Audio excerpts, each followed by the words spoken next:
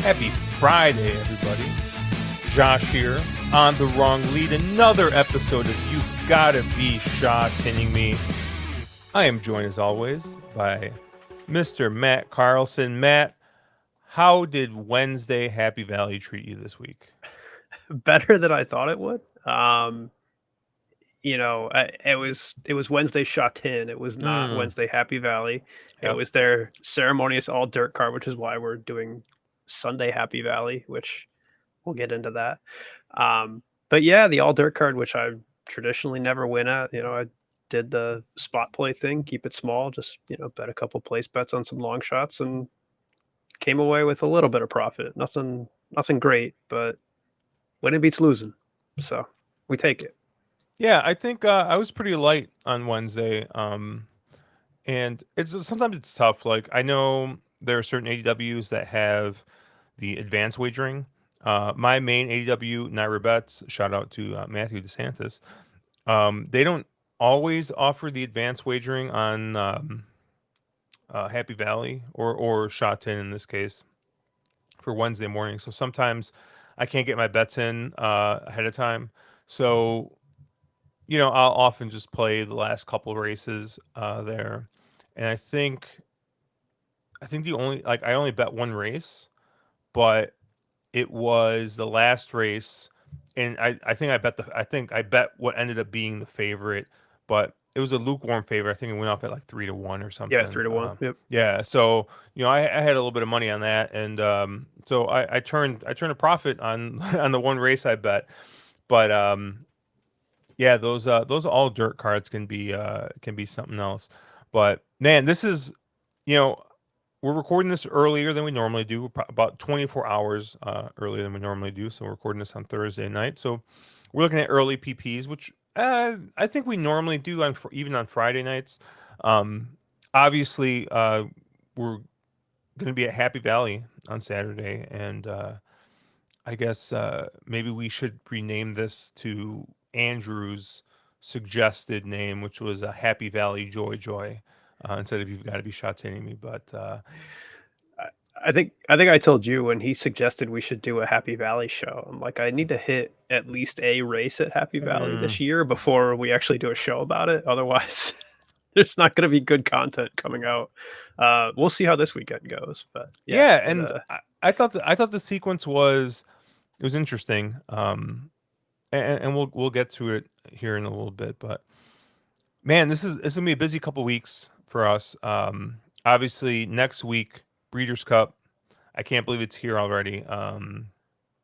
So in at this time next week, I will be in Airbnb with Caleb and Mark after Thursday, which is opening day at Del Mar, and we're going to be on track that day. That's kind of like the day I think where like all the tournament players have to pick up their packets and do all that nonsense. And we figured, hey, we're in town, we're going to do that, and then probably Thursday night, maybe we'll go out somewhere in San Diego, but before the big tournament that they're both going to be playing in the BCBC next week.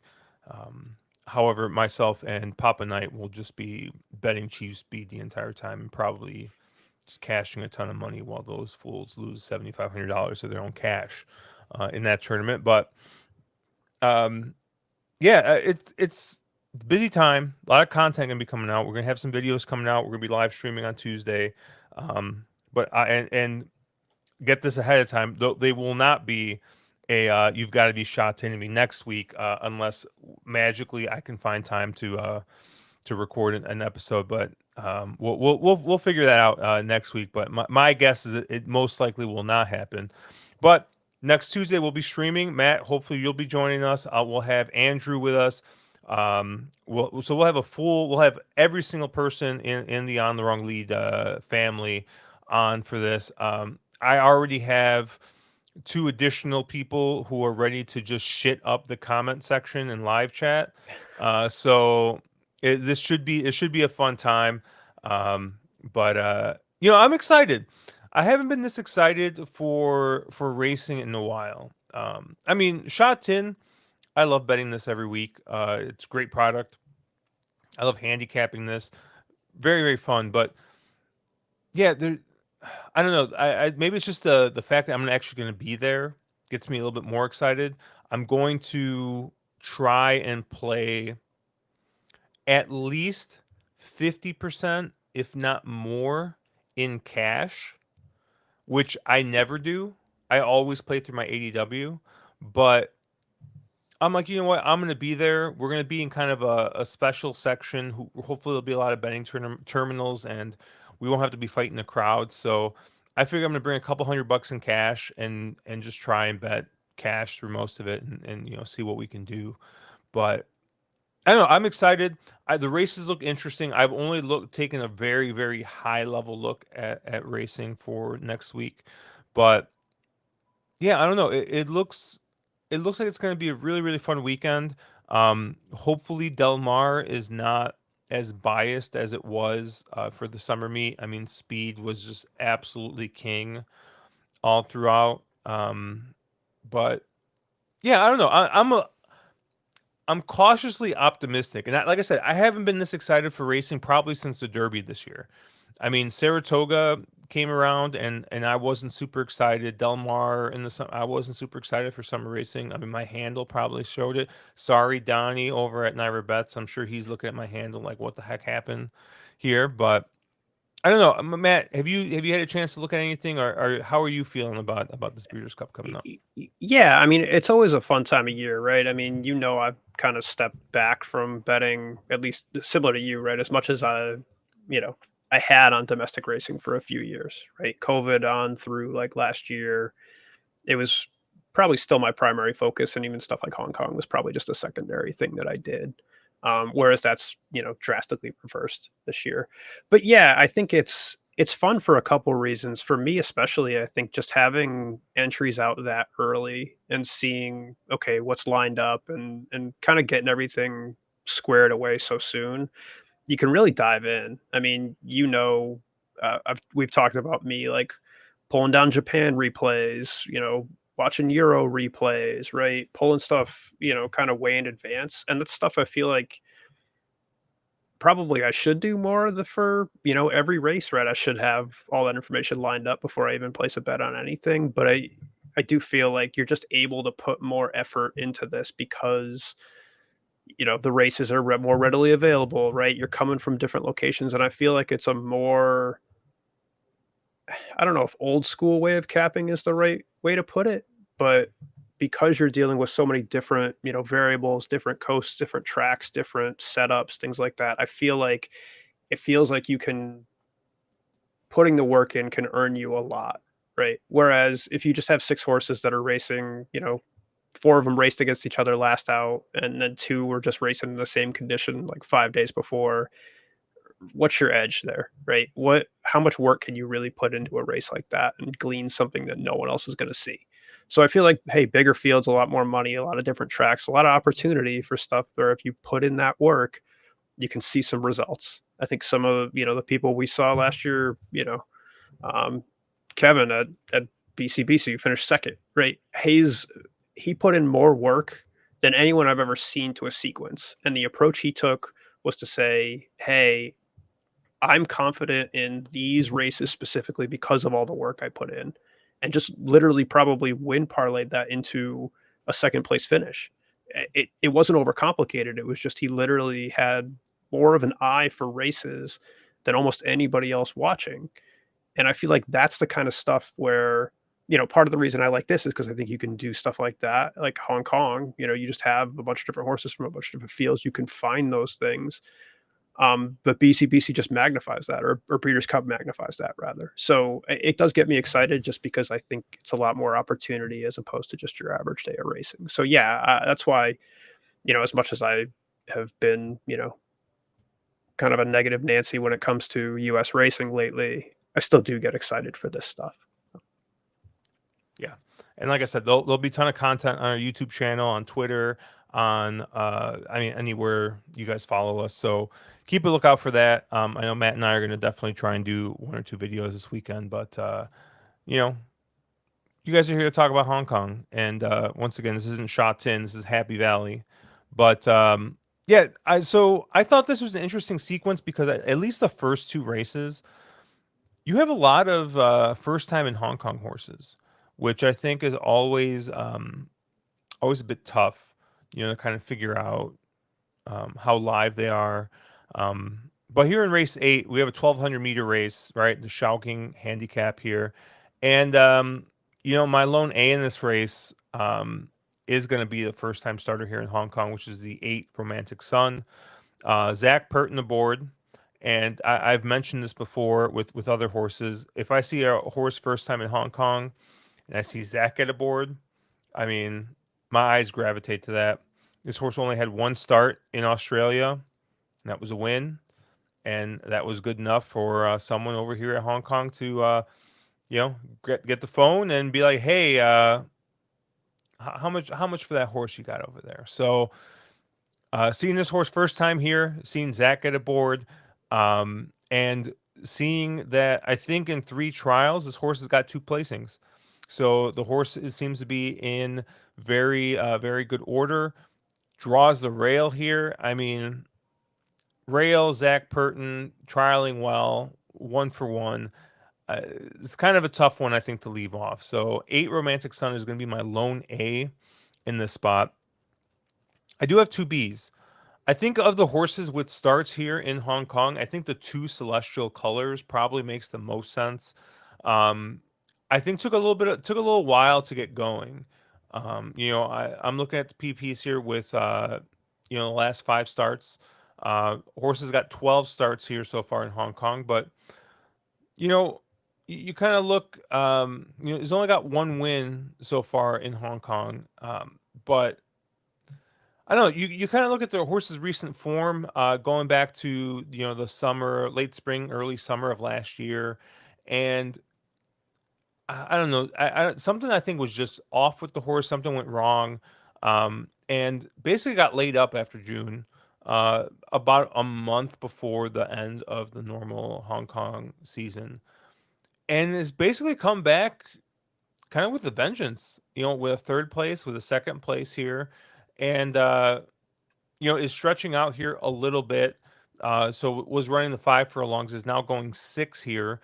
And I believe the lone win here at Hong Kong was going the 6 furlongs. So I think getting back to a distance more comfortable for this horse. Hugh Bowman stays aboard here, drawn a little bit better than last time, where it was drawn out in the parking lot in the 13 post. And I think is coming in here with the best form out of any of the Hong Kong starters. So I have him as a B. Um, and then the 3 Bright Day here, uh, you know, was running overseas. First start here again in Hong Kong, and I don't know, a little bit of snake bitten there. You see a bunch of seconds there in the last couple 3 starts. I think this is another horse that's been trialing pretty well in the barrier trials. Um, Probably a bit more of an outsider here. Um, Probably my third choice in this spot. But if we're gonna spread a little bit here and try and get through and not just single the 8, I thought the 3 might be one that you include. Maybe you get a little bit more of a price because it isn't Zach Purton aboard for a first time starter or first time in Hong Kong. Horse obviously had some really good races last year, and you know I, I think has been trialing a-okay. So I thought he was a little bit interesting here. So lone A is going to be the 8 Romantic Sun, and then I have 2 Bs, the 2 Celestial Colors, and the 3 Bright Day. Where did you land, Matt? So this is good because you actually are betting every horse that I wrote down but decided not to bet. Oh, So beautiful. one of us will be alive, hopefully, and the other one won't. It's been a really good angle as the horses that I write down that I say, yeah, I could bet these, but here's why I don't want to. Like you're home free. You're through this leg. Congratulations. The 3 horses that I ended up on, 3 different horses than you. I'm lone A to the 10 Righteous Aryan. I think this horse has kind of looked off form, but I do think it's had a few excuses. The last 3 races have looked pretty poor. Last race specifically, if you watch the replay, part of what makes Happy Valley so difficult, and we talk about draw all the time. I think the hardest draw anywhere is being stuck outside of 1200 at Happy Valley. And if you look at the course configuration, you can figure out why. It's because when you run wide at Happy Valley, you're immediately going around that hump at the top of the course. Yeah, right there. So if you were stranded out in the 12 post, you were basically running straight into a wall. You are having to turn, you can either do one of two things, right? You can take back, right? You can just basically say, hey, I'm not going to brake at all and give up, you know, however many lengths to try and get over to the rail and have some semblance of a decent trip. But oh, by the way, you probably shouldn't do that in a 1200-meter race. Like it's not like you can brake poorly and then close from the back sprinting 6 furlongs in a turf sprint, right? It just doesn't happen that way. Or you can try and send all the way around and get caught incredibly wide, and then you're screwed too. Eh, Last out, Righteous Aryan kind of did the latter, right? It just said, "Hey, I'm breaking from the 11 post," and it stayed 11 wide going around that corner, and it never got within 4 wide the entire trip. Just literally ran probably an extra 100 meters. I mean, it was that bad around that. So I'm willing to forgive that trip. The trip before that, hey, it's first up of the season. Maybe it needed to run. The one before that broke awkwardly. All the trips before that, everything that this horse has run at 1200 looks like it kind of dusts this field. And I'm hoping you can get value by saying, hey, it's had a lot of excuses the last 3 out. And if it's on form, I think is the best horse in the race. Um, again, the nice thing when you don't run well is you tend to eventually get a better draw and you tend to get some weight back. So, from the last 2 up this season, it started at 123 with the bug. It's going off now at what, 116? So, hey, if I think it's the best horse and I think it could have won at 123 and now I'm getting an extra 7 pounds off of that, let's go. So that'll be my lone A, hoping that this horse can find some form. The other two that I wanted to go with, I had a tough time figuring out pace in this race. I do think year three probably is the most likely to go from all that's within this race. Like if you look at the trials, right? I mean, it's been forward. I think it's going to be on the pace, if not lead.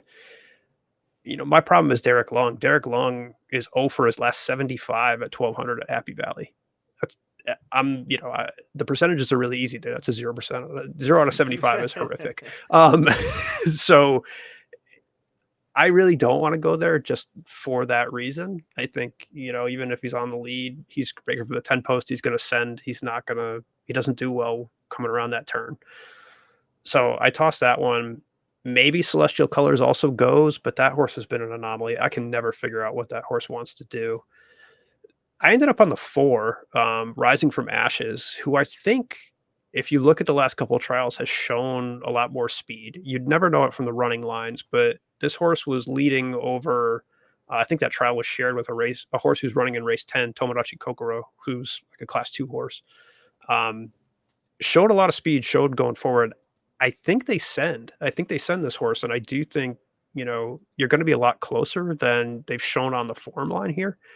And so this race may set up for a horse that is being forward. I don't think Happy Valley has really played towards forward horses, but again, this is daytime Happy Valley. No one knows what it's like because they run this twice a year. So who knows what the track's going to set up like. But yeah, so all that said, I think, if I'm looking for a pace horse in here, if I'm looking for a horse who can be forward and may have improved from the last out, the 4 Rising from Ashes kind of fits the bill for me there. And then lastly, of the firsters, look, I like you wanted to take Zach. I wanted to kind of be that simp and say, hey, Zach, first time starter, go with it. Maybe if the price is right, but I don't know. I'd rather, I think, take the 9 Lucky Connection. It was kind of in that shared trial again with the 4 and with Tomodachi Kokoro, and I think showed pretty well. And look, you get an extra pound. I think it showed some decent energy in a tougher field, and so to me, that's going to be a better value here than the 8 would. Again, not kind of seeing price. We're doing this a few days out, so my lone A will be the 10 in Righteous Area, and then I'm going to use the 4 and the 9, and hopefully get around some of the shorter prices. Or I think will be the shorter prices in here. So All right. Let's move on to race 9 here, the Zhuhai handicap. We're going to be going the 1 turn 1,000 meters here, 5 furlongs. Yeah, Matt, where did you land here? yeah, so this one I will simp the Zach first time horse in the Mm, 10 horsepower. You know, those trials have all looked really good. It's shown an ability to pass horses. You give Zach up with pretty lightweight and a decent draw. Again, I think this one probably takes some money, but I do think, could still provide some value with how good this horse has looked from a trial perspective and some of those races coming in. So I think it should be on form. I do like this one of the firsters, so I'll be an A there. My other A will be the 5, All Greek to me. Again, I think to me, this is one of those fitness plays, right? You saw last week, I talked a little bit about horses kind of being second up during the season, right? Kind of getting that fitness in them and, kind of showing a lot better second off. That's especially, this horse had an 11-month layoff and then ran a race first out and just kind of, if I recall, got the lead and then just sort of faded back. Eh, It had a trial since then. The trial looked a lot better, right? It kind of, didn't even show fitness in that trial, and then kind of indicated in the next trial that, um, it's kind of got some of that form back. So to me, I think, hey, if again, one of those things where if it can get back to the races it was running, it should do really well in this field, and I'm willing to take that bet. Um, the draw is an obvious concern, but oddly, I don't think draw matters as much at 1,000 as it does at 1,200. Again, kind of 1,200, we talked about having to go around that hump. The nice thing about 1,000 is you don't have to do that. You're kind of breaking from the other side of that. So there's a pretty long straight, and you're only having to make that one tight turn at the end. So draw, statistics wise, really doesn't matter too much. Ellis Wong actually is really good at 1,000 meters at Happy Valley for whatever reason. I think he's hit the board, about a little over 50% in the races they run, and they don't run too many of these. But yeah, so I really want to use that one as an A because I do think it's going to show a lot better form than it did kind of first up, last out with that long layoff. Um, I'll use a couple Bs here too. I think two youthful spirits, very similar circumstances to the 5. Sucking up this season, had a good trial. I guess to me, if they're the same horse, though, I'd rather take the one with lower weight, a little bit better back class. Could show well, but again, to me, that one kind of faded out the back in a slower race and not, didn't run as strong, kind of faded more at a higher weight than the 5 did last out. So I don't think there's as much upside, but hey, maybe it can run pretty well and kind of show something. Maybe it'll do what I think the 5 will do. And then lastly, the 6 Eternal Fortune. I don't know what price you get on this horse. It obviously closed in really well last time. Again, kind of all in that shared race. If you look at it, right, like it picked up the pieces of those horses that were fading out the back. Um, but it went off at 65 to 1. And so you see a horse that's passing horses. It ran well to configuration. You know, it showed really well, but the market can't be that wrong where, it was 65 to 1 last time. It might overcorrect. And if you see this horse below like 20 to 1, I'll probably just stay away. Um, but if you see something close to, 20 to 25 to 1, it's probably still a use because I think that horse is moving forward and I think is a lot better than the price you got last out. So that's a maybe use for me, just kind of price dependent. We'll see. Um, but yeah, most of the money will be through the 5 and the 10 and kind of sprinkle in the 2 and the 6 depending for me. Yeah, I'm with you on the 10. I have it as a lone B in here, but it'll probably be more of an A for me. Um, yeah, horse once again coming in good form, 2 wins, 9-month layoff, but gets Zach aboard first time. Yeah, I think it's one that's kind of tough to ignore, but I will say the 4 Red Elegance is uh, I think of the horses that are that have a couple starts here or have been running here, great form. Seems to really, really love Happy Valley. Has got 3 runs at this track at this distance, and he's got 2 wins in a second. So I think Red Elegance is going to be pretty tough in here. Has done it from the 5 post and the 10 post with a win. The 3 posts finished second. Um, so yeah, I think the 4 Red Elegance, probably the horse that's most in form. He's my top pick in here, but I am going to use a bunch of the 10 horsepower here as well. But let's move on here to race 10, the Guangzhou handicap here. We're going to be going 6 furlongs, 1,200 meters here, class 2 racing. And, you know, I landed on 2 horses. And no surprise, I landed on the Zach Purton and the Karis Teeton horse. Um, the Zach Purton horse, the one, um, as soon as this horse kind of got up to Class 2 racing from Class 3, rattled off 2 straight wins, and came over to Shatin, and I think maybe is I don't know if he's just not as good. Maybe he doesn't like the course as much. One time was at 6 furlongs, then he tried 1400, the 7 furlong race. I don't know, but now is cutting back, is coming back here to Happy Valley, um, and is drawing the rail again. So I don't know. I think the one is dead set on going to get a nice little bounce back off that last race. Probably not going to get a great price because everyone's going to see Zach aboard, going to see the rail draw, but I think that this is probably my top pick in here. The other horse I was pretty interested in was the 3 Tomodachi Kokoro. Um, Now this is a horse that's drawn way out in the parking lot, 12 post here, but I really really like this horse cutting back. If you kind of look back at this horse's PPs and you go a little bit further back and you look at those 6 furlong races, this is a horse that's got 4 wins and 2 seconds in 12 tries here at this track at this distance. And at Hong Kong, this horse has got 4 wins. All 4 of them have been at Happy Valley going this distance. So I like the cut back here. The draw I'm not crazy about, but I think this is a horse. You talked, I think, a little bit about, um, these horses that are drawn wide. They have to kind of make a choice, right? Well, I think the three's choice is pretty simple. I think he's got to go.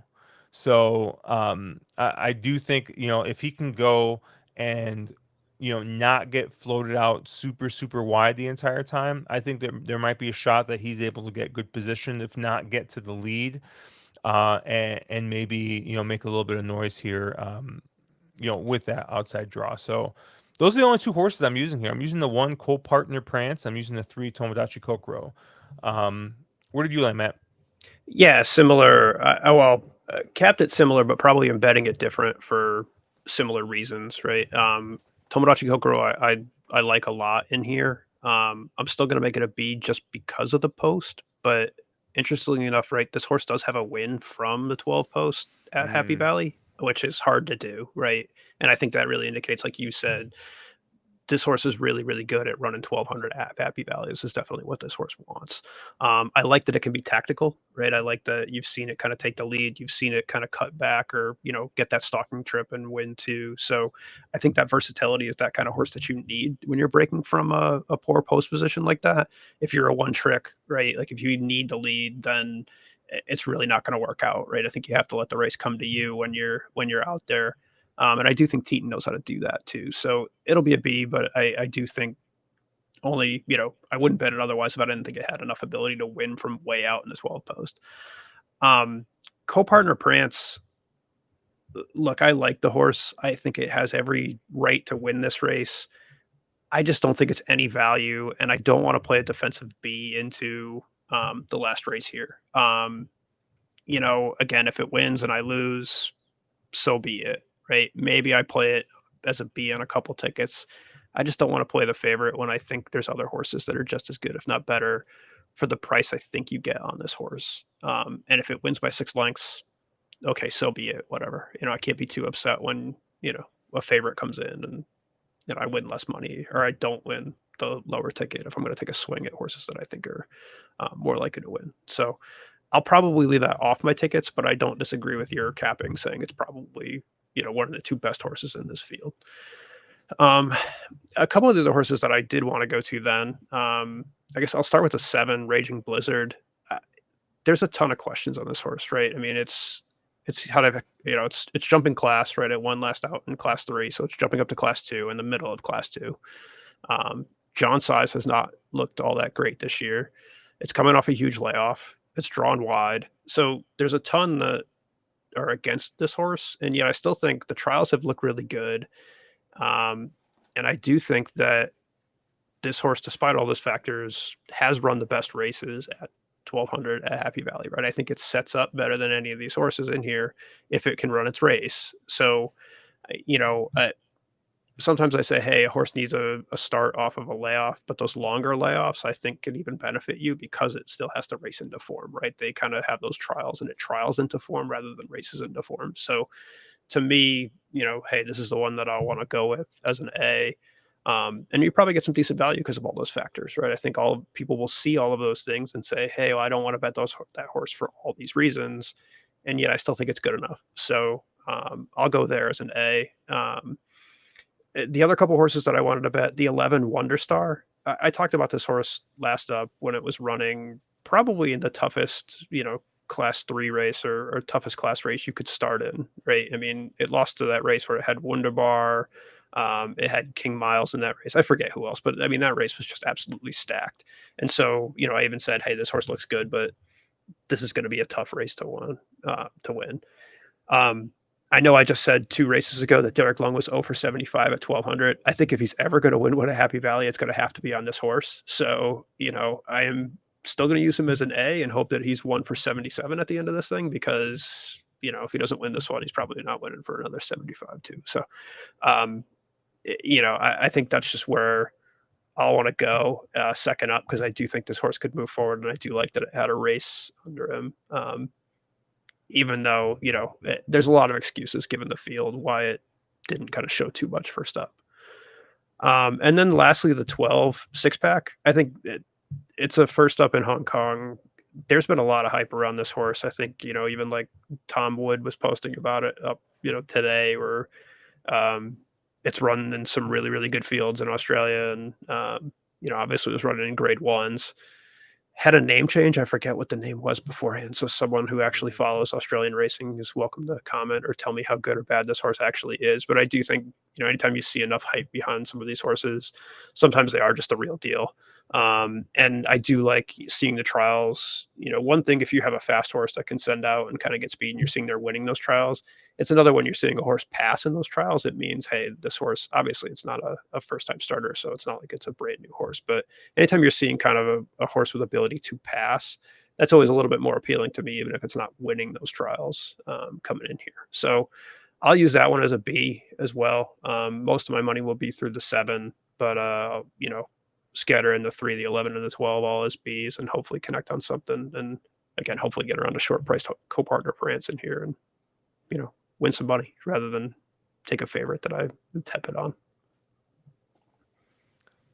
All right. What was your race? What was your bonus race here?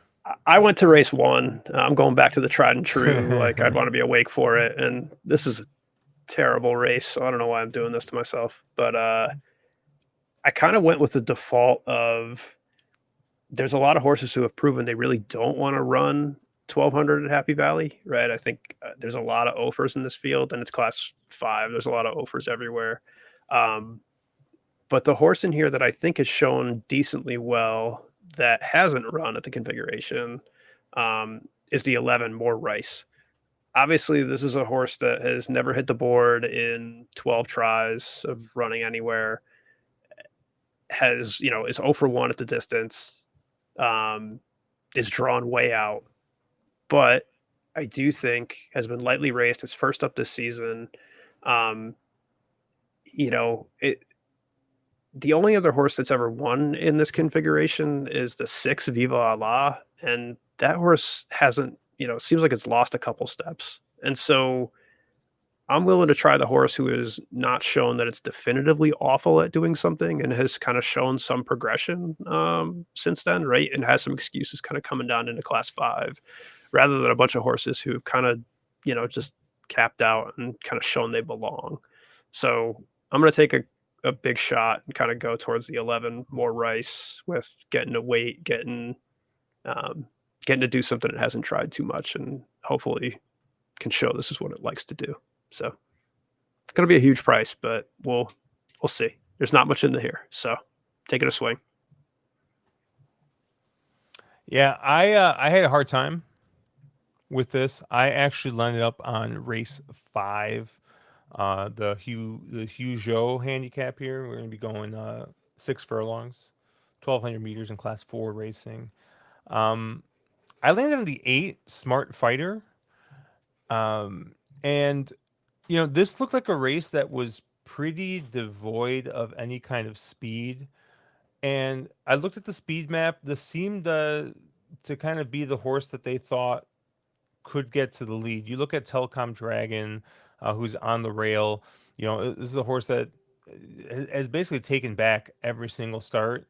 So I don't think he's going to go. And then the horse just outside Smart Fighter, the three, Golden Darcy, um, has shown a little bit of speed, but that was going the mile. And you know we're going a little bit faster here, and I think Smart Fighter might just inherit the rail and inherit a pretty good trip here.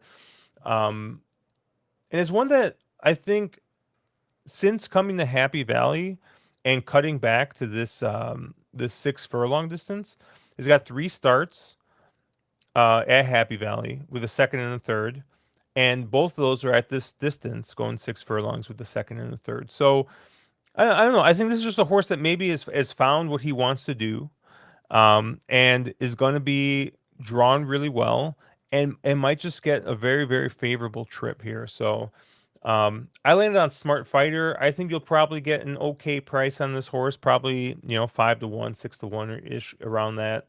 But yeah, I mean, lo and behold, I look at I'm a bit of a pace merchant, right? I look at the pace. I look at a race that I think is devoid of some pace, and I take the horse that might get the front.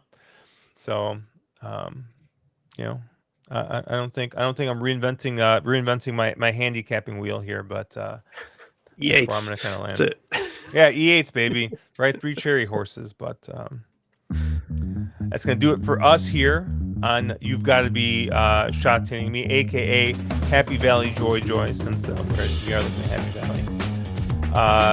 Check us out at ontherwronglead.com, at wrong_lead on Twitter. You can actually check Matt out at Slow and Steady. He posts all his stuff up on Twitter. I'm at Cherry Drank. You've seen a lot of us this next week. Lots of videos, lots of content coming out. Make sure you like and subscribe. You got the little notification bell. You get all our videos. And I'll be posting shorts too, because I'll be at Del Mar next week. So yeah, there'll be lots of stuff there for us. So good luck this weekend. Let's make some money, guys.